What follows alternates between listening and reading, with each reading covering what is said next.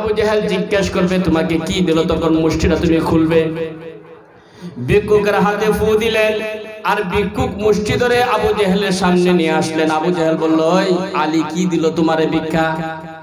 সঙ্গে সঙ্গে খুলে দেখেন হাতের ভিতরে একটা সোনা হীরার টুকরা। আবু জেহেল তো অবাক হয়ে গেল, কি সর্বনাশ, এত দামি হীরা কোত্থেকে পাইলে তুই? হযরত আলী দিল আমাকে। আলীকে জিজ্ঞেস করলো, ও আলী তোমার কাছে তো একটা পয়সাও নাই, তুমি হীরা কেমনে দিলে? হযরত আলী বলেন, আমি নিজেও জানি আমার কাছে কোনো ধন নাই, সম্পদ নাই, কোনো টাকা নাই। আমি চিন্তা করলাম আমার কাছ থেকে কোনো একজন ভিক্ষুক ফেরত যাবে, এটা কখনো হতে পারে না। আমি তাই বিশ্বনবী সাল্লাল্লাহু আলাইহি ওয়াসাল্লামকে স্মরণ করে তার নামে একটু দুরূদ শরীফ পাঠ করে, ওই দুরূদ শরীফ পাঠ করে তার হাতে আমি ফু দিলাম। মহান আল্লাহ তাআলা ওই দুরূদের বদলাই হীরায় পরিণত করে দিলেন। আলহামদুলিল্লাহ নাহমাদুহু ওয়া নাস্তাঈনুহু ওয়া নাস্তাগফিরুহু ওয়া নাউযু বিল্লাহি মিন শুরুরি আনফুসিনা মান ইয়াহদিল্লাহু ফালা মুদিল্লা লাহু ওয়া মান ইউদ্লিলহু ফালা হাদিয়া লাহু ওয়া নাশহাদু আন লা ইলাহা ইল্লাল্লাহু ওয়াহদাহু লা শারীকা লাহু ওয়া নাশহাদু আন্না মুহাম্মাদান عبده ورسوله أرسله بالحق بشيرا ونذيرا وداعيا إلى الله بإذنه وسراجا منيرا أما بعد فأعوذ بالله من الشيطان الرجيم بسم الله الرحمن الرحيم يوم يقوم الروح والملائكة صفا لا يتكلمون إلا من أذن له الرحمن وقال صوابا صدق الله العلي العظيم قال النبي صلى الله عليه وسلم إن من أمتي من يشفع للفئام ومنهم من يشفع للقبيلة ومنهم من يشفع للعصبة ومنهم من يشفع للرجل حتى يدخل الجنة وصدق رسوله النبي الكريم ونحن على ذلك من الشاهدين والشاكرين وقال تعالى إن الله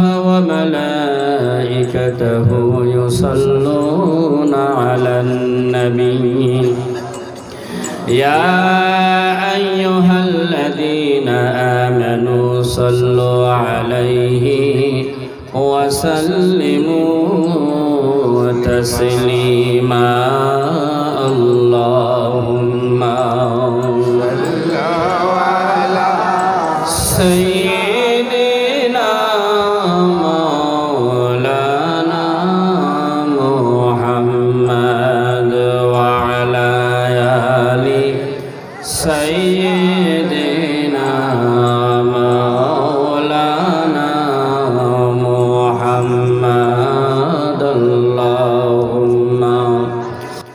আমি প্রত্যেকেরকে শ্রদ্ধার সাথে স্মরণ করি, আল্লাহর কাছে মুনাজাত করে প্রার্থনা করি আল্লাহ তাআলা যেন প্রত্যেকেরকে দীর্ঘজীবী করে দেন। সেই সাথে লাখো কোটি দুরুদ ও সালাম তাজদারে মদিনা সাইয়্যিদুল আম্বিয়া সাইয়্যিদুল মুরসালিন খাতামুন নবিয়্যিন আমাদের সকলের আকা হযরত মুহাম্মদ মুস্তাফা সাল্লাল্লাহু আলাইহি ওয়াসাল্লামের কদম মুবারক, তিনার আহলে বায়াতগণ সহ তামাম বুজুর্গান দিন যারা ইসলাম প্রচার করেছেন, যাদের মাধ্যমে ইসলাম আমরা পেয়েছি, তাদেরকে আমরা শ্রদ্ধার সাথে স্মরণ করি। সেই সাথে আজকের এই খাজা নঈম সান রাহমাতুল্লাহি আলাইহি ভক্তবৃন্দ আশিকান বৃন্দ দূর দূরান্ত থেকে অনেক পরিশ্রম করে এই জায়গায় এসেছেন। তাদের জন্য মহান আল্লাহর দরবারে প্রার্থনা করি আল্লাহ তাআলা যেন যে সমস্ত আমাদের মা বোন আমাদের ভাই বাবারা এসেছেন, আল্লাহ তাআলা যেন আপনাদের প্রত্যেকেরকে কবুল করে নেন এবং প্রত্যেকের আশা আকাঙ্ক্ষা যেন আল্লাহ তাআলা পূর্ণ করে দেন। আল্লাহর দরবারে লাখ শুকরিয়া আদায় করি যিনি আজকের এই পবিত্র রজনীতে যে মহান আল্লাহ তাআলার স্মরণে, তার প্রিয় হাবিবের স্মরণে এবং হক্কানি পীর বুজুর্গ তাদের স্মরণে কিছুক্ষণ বসার সুযোগ করে দিয়েছেন, সেই জন্য সকলে আল্লাহর দরবারে শুকরিয়া আদায় করে আলহামদুলিল্লাহ। আল্লাহর শুকরিয়া আদায় করলে আল্লাহ কি হয়? খুশি হয় না? আল্লাহ তাআলা পবিত্র কালামে ইরশাদ ফরমান, লা ইন শাকারতুম লা আযীদান্নাকুম ওয়া লা ইন কাফারতুম ইন্না আযাবি লাশাদীদ। হে মানব জাতি, তোমরা যখন আল্লাহর নিয়ামত পেয়ে শুকরিয়া আদায় করো, আল্লাহর কাছে প্রশংসা করো, কৃতজ্ঞতা স্বীকার করো, আমি আল্লাহ তোমাদের প্রতি সন্তুষ্ট হয়ে যাই। আর তোমরা যদি অকৃতজ্ঞ হও, শুকরিয়া আদায় না করো, আল্লাহ তাআলা বলেন আমি তোমাদের প্রতি রাগান্বিত হয়ে সমস্ত নিয়ামত তোমাদের কাছ থেকে ছিনিয়ে নেই। এই জন্য আল্লাহ তাআলার নিয়ামত অনেক বড় নিয়ামত। আমি আপনাদের সামনে পবিত্র কালাম থেকে একটি আয়াত তেলাওয়াত করেছি। নবী করিম সাল্লাল্লাহু আলাইহি ওয়াসাল্লামের অসংখ্য হাদিস থেকে একখানা হাদিস তেলাওয়াত করেছি। মহান আল্লাহ তাআলা পবিত্র কালামে ইরশাদ ফরমান, ইয়াউমা ইয়াকুমুর রূহু ওয়াল মালায়েকা সাফফা। হাশরের ময়দানে, কিয়ামতের ময়দানে হযরত জিবরাইল আলাইহিস সালাম সহ সমস্ত ফেরেশতাদেরকে আমি এক কাতারে দাঁড় করিয়ে দিব। সুবহানাল্লাহ। সেই সাথে শুধু ফেরেশতা নয়, মানুষও দাঁড় হয়ে যাবে, কারা হয়ে যাবে, অপেক্ষা করতে থাকবে, কেউ কথা বলার কোনো সুযোগ থাকবে না। লা ইয়াতাকাল্লামুনা, কেউ কথা বলতে পারবে না। ইল্লা মান আযিনা লাহুর রহমান, ওই ব্যক্তি একমাত্র কথা বলতে পারবে যিনাকে আল্লাহ তাআলা অনুমতি দিবেন।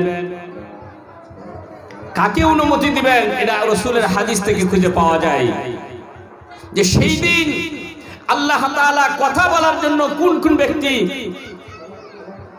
হুকুম পাবে, কোন কোন ব্যক্তি অনুমতি পাইবে, আল্লাহ রাসূল হাদিসের ভিতরে বর্ণনা করেছেন, যে হাদিসটা তিরমিজি শরীফের হাদিস।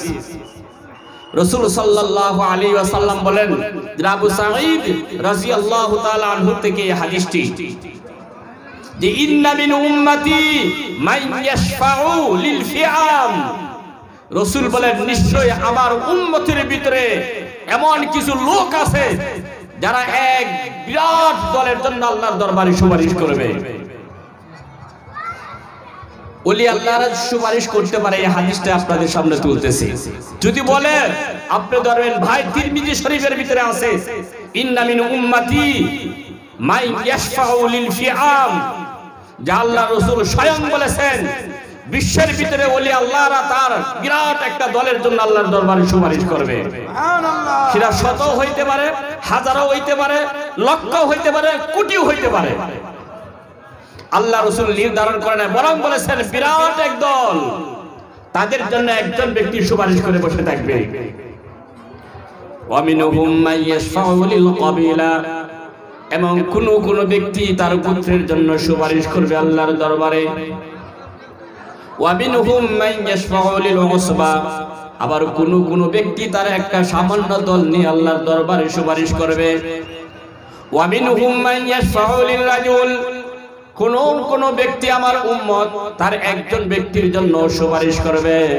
হাত্তা ইয়াদখুলুল জান্নাহ, এবং প্রত্যেকটা সুপারিশের বদলায় আল্লাহ তাআলা প্রত্যেকেরকে জান্নাতে দান করবেন। এখন আল্লাহর ওলিদের সুপারিশ করার হাদিস তো আপনারা পাইলেন।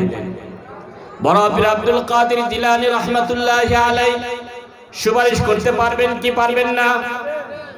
খাজা গরিব নওয়াজ মাইনুদ্দিন চিশতি রাহমাতুল্লাহি আলাইহি আমাদের জন্য সুপারিশ করবেন কি করবেন না? শাহজালাল, শাহপরান, শাহ সুলতান, বিশ্বের সমস্ত কুতুব যারা আছেন প্রত্যেকেই আমাদের জন্য সুপারিশ করার অধিকার রাখে, যেটা রাসূল বলেছেন। আরে ভাইরা আমার, বোনেরা আমার, খাজা নঈম সান রাহমাতুল্লাহি আলাইহি দরবারে আমরা আসলাম। এই হাদিসের অনুযায়ী তিনি আমাদের জন্য সুপারিশ করতে পারবেন কি পারবেন না? ওরে এই হাদিসের প্রতি যদি আপনাদের সকলের বিশ্বাস থাকে, ওয়া মিনহুম মান ইয়াশফাউ লিল ক্বাবিলা ওয়া মিনহুম মান ইয়াশফাউ লিল ফিআম, যা আল্লাহর রাসূল বলেছেন পৃথিবীতে আমার এমন আশিক থাকবে, ওলি থাকবে, যাদের দরবারে লাখ লাখ মানুষ আসবে, আর প্রত্যেকটা মানুষের জন্য আমার খাস বান্দা ওলি আল্লাহ তার জন্য আল্লাহর দরবারে সুপারিশ করবে। রাসূল বলেছেন হাত্তা ইয়াদখুলুল জান্নাহ, আর তাদের সুপারিশ করার কারণে মহান আল্লাহ তাআলা ওই গুনাহগার উম্মতকে maaf করে দিবেন। এই জন্য আমরা আল্লাহর দরবারে শুকরিয়া আদায় করা যে এই সমস্ত হক্কানি পীর বুজুর্গ তাদের মাধ্যমে আল্লাহ তাআলা আমাদেরকে হেফাজত করেছেন। আজকে যদি ইসলাম এই দেশে নিয়ে আনা আসতো, কোশ্চিন কালে সম্ভব ছিল না। এই বুক উঁচা করে উচ্চ আওয়াজে আল্লাহকে ডাকা কখনো সম্ভব ছিল না। এই জন্য মহান আল্লাহ তাআলা তার প্রিয় হাবিবের মাধ্যমে এবং সাহাবায়ে আজমাইনের মাধ্যমে একের পর এক তাদের ওয়ারিসদার হক্কানি পীর বুজুর্গের মাধ্যমে আজকে ইসলাম এই পর্যন্ত এসেছে, কিয়ামত পর্যন্ত থাকবে ইনশাআল্লাহ। সেই জন্য আমরা সকলেই একটু জিকির করি লা ইলাহা ইল্লাল্লাহ, লা ইলাহা ইল্লাল্লাহ, লা ইলাহা ইল্লাল্লাহ, লা ইলাহা ইল্লাল্লাহ, লা ইলাহা ইল্লাল্লাহ,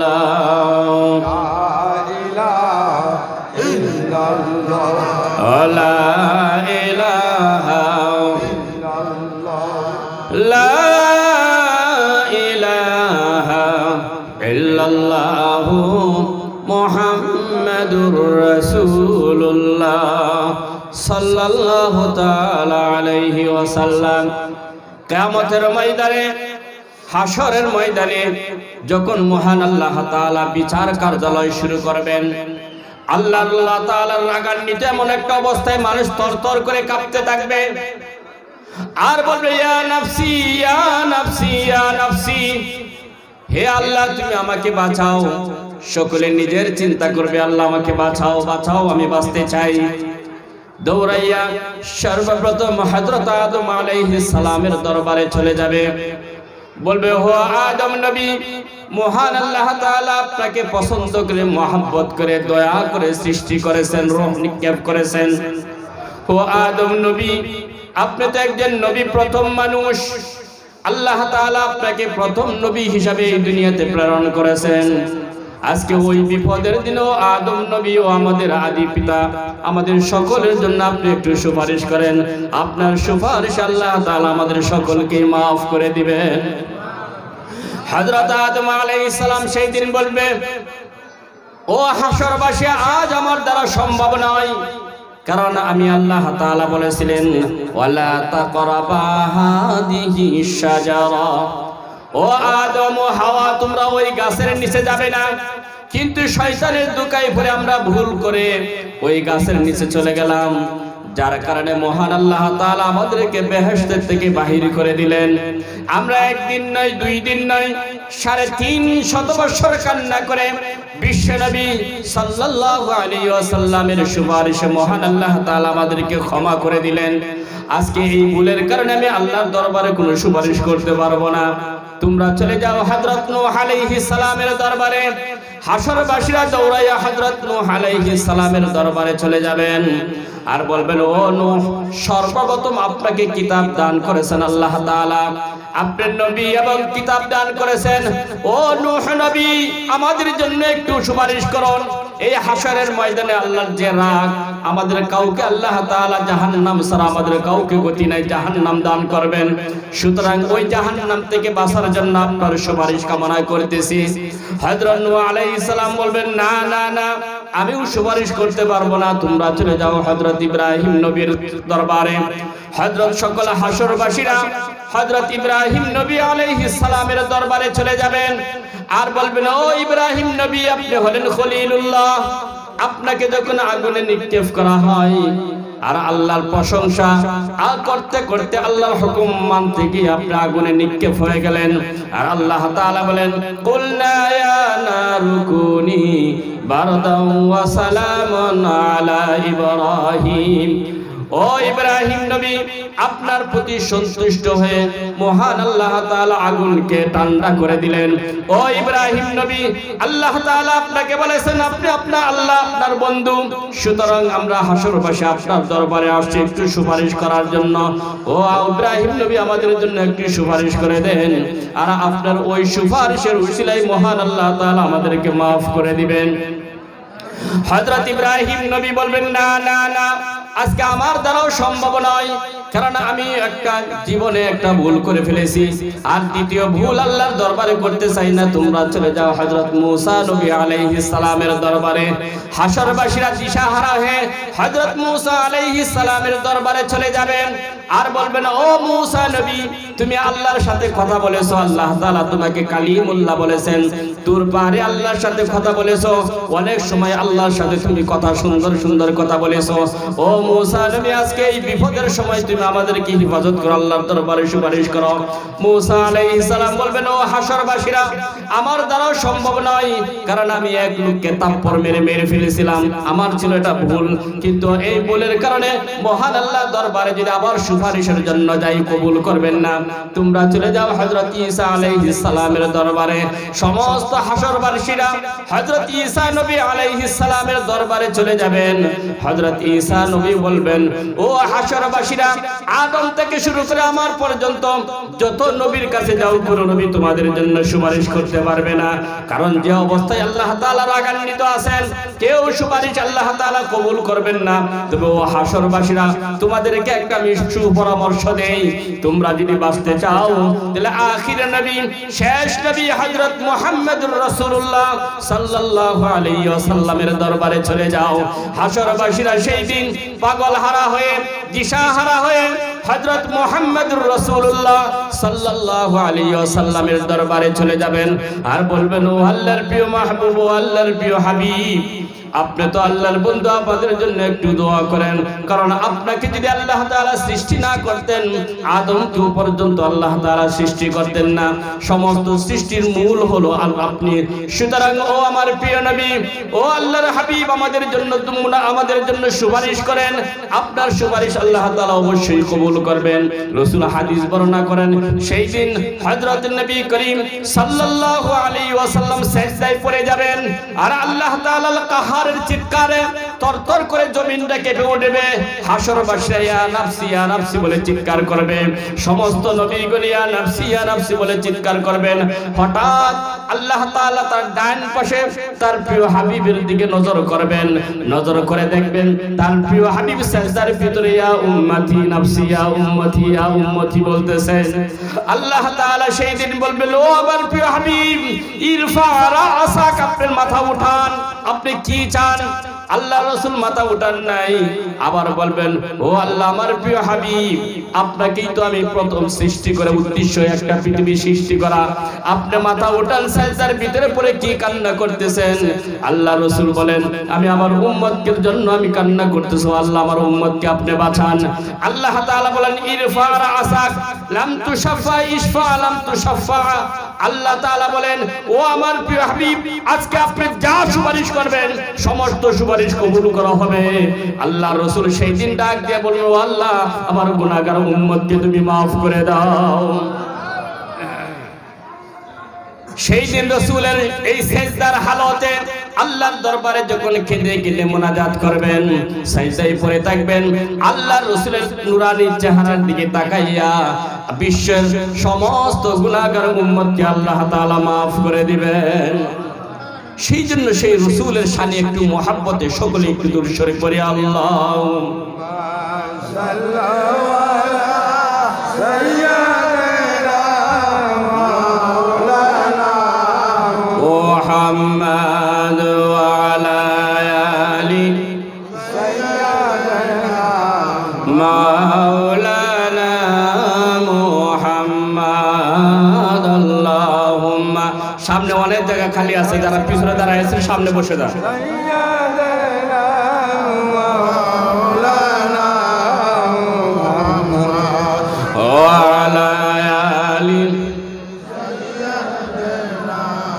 মাওলানা মুহাম্মদ আল্লাহুম্মা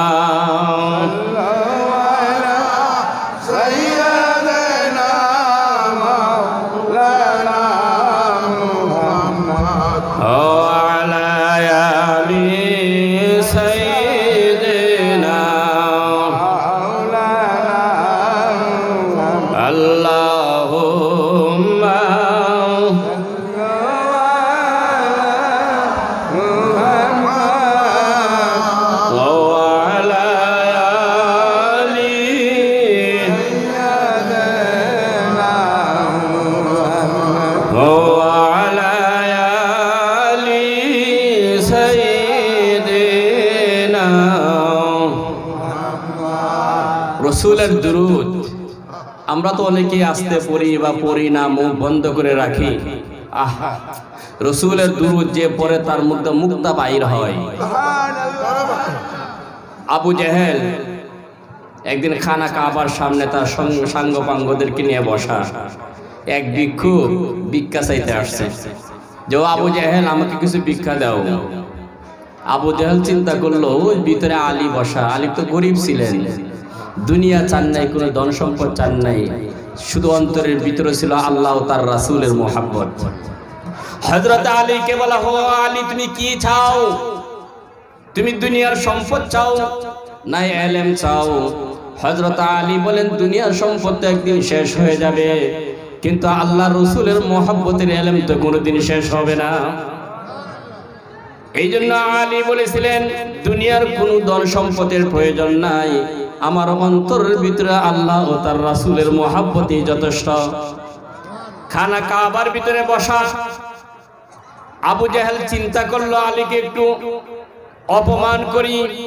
ভিক্ষুককে বলল, ভিক্ষু তোমরা ওই খানা কাবার ভিতরে আলী বসা, তার কাছে ভিক্ষা চাও, সে অনেক কিছু দানশীল, তাকে তোমাকে দান করবে।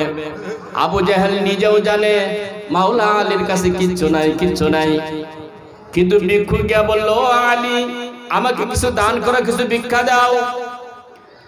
আলী বলল কে পাঠাইল? কই যে আবু জেহেল তার সাঙ্গ পাঙ্গরা পাঠাইল। হযরত আলী বুঝে গেলেন আরে আমার কাছে তো কিচ্ছু নাই, আমি কি দিব? মনে মনে চিন্তা করলেন।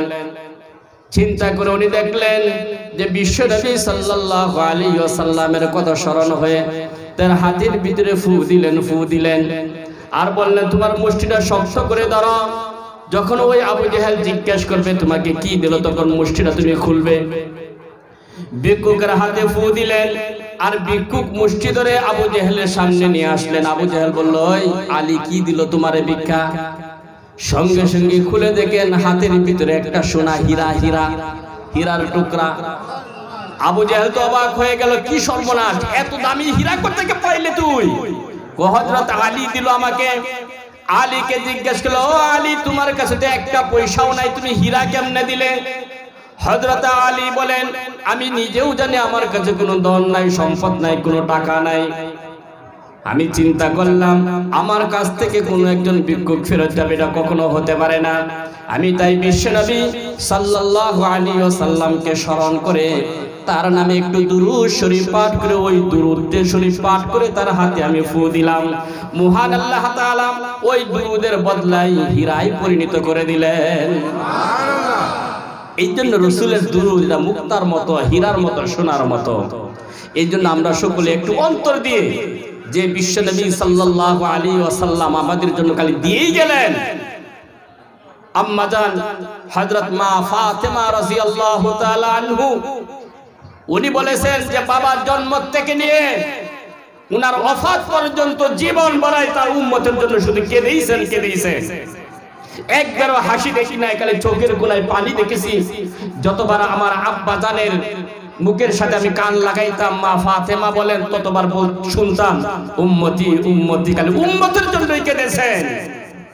এই জন্য আমরাও সেই বিশ্ব নবীর জন্য মহব্বতে একটু উচ্চ আওয়াজে একটু দরুদ শরীফ পড়ি। আল্লাহুম্মা সাল্লি আলা সাইয়্যিদিনা মাওলানা মুহাম্মদ ওয়া আলা আলি সাইয়্যিদিনা মাওলানা মুহাম্মদ। আল্লাহুম্মা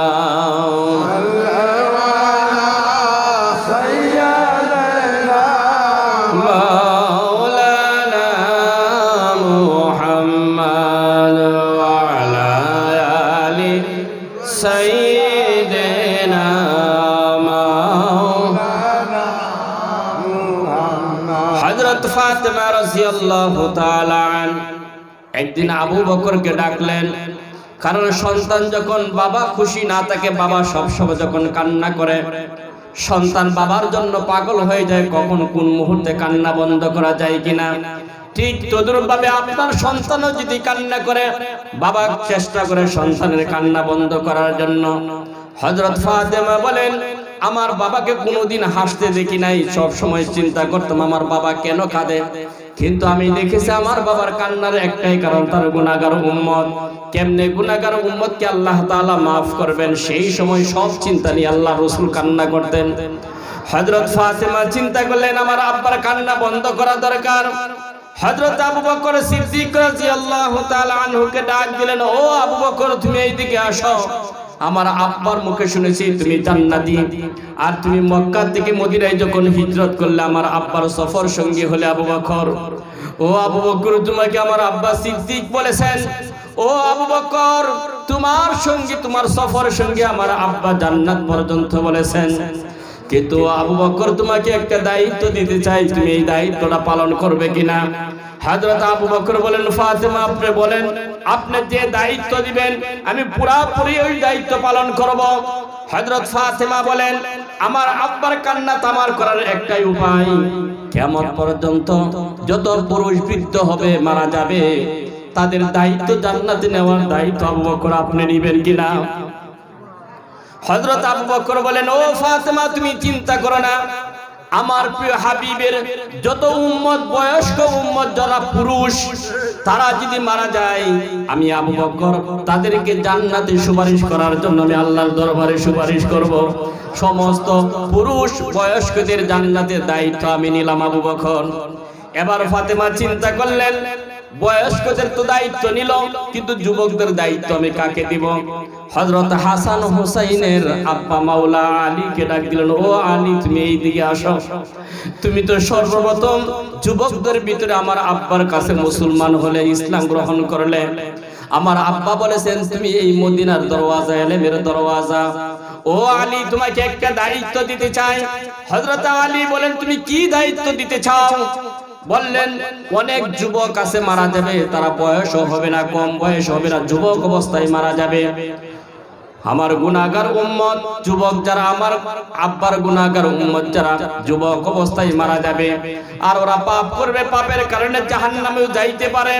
এইজন্য ও আলী তোমাকে একটা দায়িত্ব দিতে চাই, তুমি সেই দায়িত্ব পালন করো। সেই দায়িত্ব হলো আমার আব্বার যত যুবক গুনাহগার মারা যাবে সমস্ত যুবকদের দায়িত্ব আলী তুমি নিবা কিনা? হযরত আলী বলেন, ও ফাতেমা তুমি চিন্তা করো না, আল্লাহর প্রিয় হাবিবের আশিক যারা যুবক মারা যাবে সমস্ত যুবকের দায়িত্ব আমি মাওলা আলী নিয়ে নিলাম। এবং মা ফাতেমা চিন্তা করলেন যে ছোট ছোট বাচ্চাদের দায়িত্ব দেওয়া দরকার। হযরত হাসান এবং হুসাইনকে ডাক দিল, ও হাসান হুসাইন আমার আব্বার কলিজার টুকরা তোমরা দুই ভাই। এবং একদিন হাসান হুসাইন দুইজনে লেখলেন, আর নানার কাছে আল্লাহ রাসূলের কাছে বসলো, আল্লাহ আমার নানা জান বলেন তো কোনটা হাতের লেখা কার সুন্দর? আল্লাহ রাসূল চিন্তা করলেন হাসানকেও যেরকম ভালোবাসতেন হুসাইনকেও এরকম ভাবে ভালোবাসতেন, যার কারণে কার লেখা সুন্দর তিনি বললেন না, এই সবর ওইবার স্বয়ং আল্লাহ রাব্বুল আলামিনের কাছে দিয়ে দিলেন। এই জন্য ফাতেমা ডাক দিলেন, ও হাসান হুসাইন আমার বাবার ছোট ছোট উম্মতেরা যারা শিশুকালে মারা যাবে, আমি ফাতেমা তোমার আম্মা হয়ে তোমাদেরকে দায়িত্ব দিলাম, ওই ছোট ছোট বাচ্চাদের দায়িত্ব তোমরা নেবে। হযরত হাসান হুসাইন বলেন, ও আম্মা জান তুমি চিন্তা করো না, আমার নানা জানেন যত গুনাহগার শিশু বাচ্চারা মারা যাবে সমস্ত বাচ্চাদের দায়িত্ব আমরা দুই ভাই হাসান এবং হুসাইনের ঘাড়ে দায়িত্ব নিলাম। এই জন্য নবীর পরিবার শুধু দিয়ে গেছেন আর কিচ্ছু না, কারবালার প্রান্তরে আমাদের জন্য শুধু রক্ত দিয়েছেন। এই জন্য আমরা সেই রাসূলের শানে একটু দূরে সরে পড়ি, আল্লাহুম্মা সাল্লি আলা সাইয়্যিদিনা মাওলানা ওয়া আলা আলি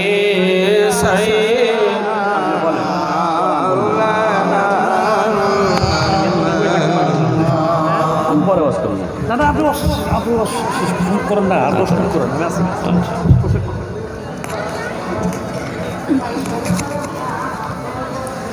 আমাদের মাঝে এই দরবারে প্রাণ প্রিয়, সবসময় দরবারের প্রশংসাই করেছেন, চেষ্টাও করেছেন, শ্রম দিয়ে, কথা দিয়ে, অর্থ দিয়ে। আমাদের রেজাউল করিম রেজনু ভাই, সকলের কাছে দোয়া চাই আল্লাহ তাআলা যেন ওনার মতো আশেক এই পৃথিবীতে আল্লাহ তাআলা লাখ লাখ কোটি কোটি বানায় দেন, তাহলে এই দরবার টিকে থাকবে। আল্লাহ ও তার রাসূলের আল্লাহ এবং রাসূল এবং তার আওলাদগণের ইজ্জত সম্মান আরো বেড়ে যাবে, কারণ ওনারা চায় সবসময় তাদের মান সম্মান কিভাবে বৃদ্ধি করা যায়। সকলে তাদের জন্য দোয়া করবেন, খাস করে রেজাউল করিম রেজনু ভাই তিনার জন্য দোয়া করবেন। আল্লাহ তাআলা তিনার আশা আকাঙ্ক্ষা পূর্ণ করে দিয়ে তিনাকে যেন নেক হায়াত দান করেন। আমি আপনাদের সামনে মা ফাতেমা কি বলেছিলেন সেটা উনি চিন্তা করলেন যে বয়স্ক পুরুষদের দায়িত্ব আবু বকরকে দিলাম, যুবক আল্লাহর রাসূলের উম্মতের যুবকদের দায়িত্ব হযরত মাওলা আলীকে দিলাম, এবং ছোট ছোট বাচ্চাদের দায়িত্ব আমার সন্তান হাসান হুসাইনকে দিলাম, আর নারীদের দায়িত্ব কাকে দেওয়া যায়? উনি চিন্তা করলেন, হাদিসের ভিতরে বলছেন সমস্ত নারীদের সরদারিনী হবে হযরত ফাতেমা রাদিয়াল্লাহু তাআলা আনহা।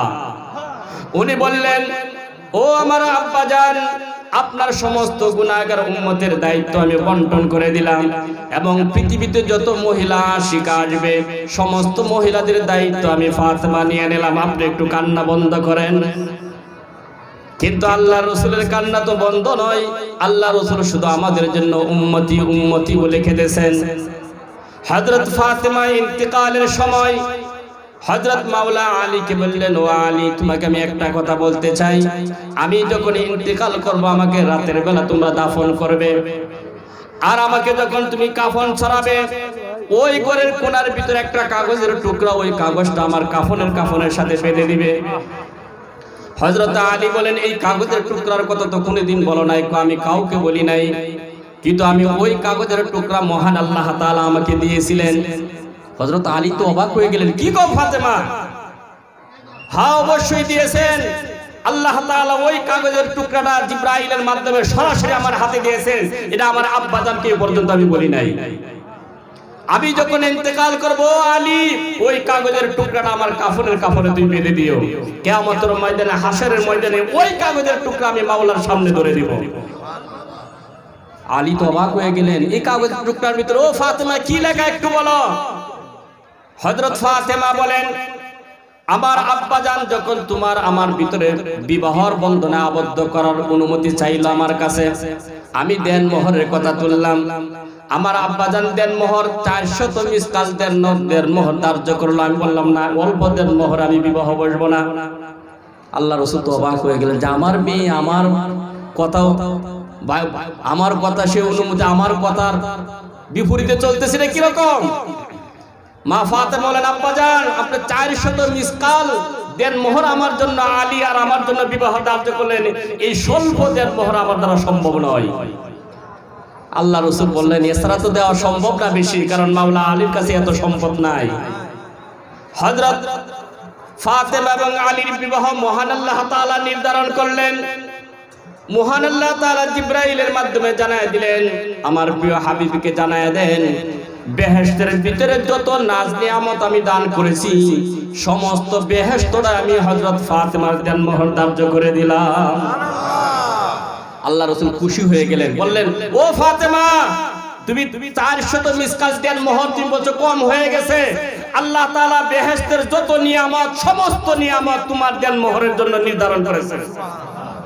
হযরত ফাতেমা বললেন, না না, তাও মানতে আমি রাজি নই। শুধু জান্নাতের নিয়ামত গুলো, সমস্ত জান্নাতটা যদি আমাকে দেন মোহর দেওয়া হয় তবু আমি মানতে রাজি নাই, বিবাহ আমি কবুল করব না।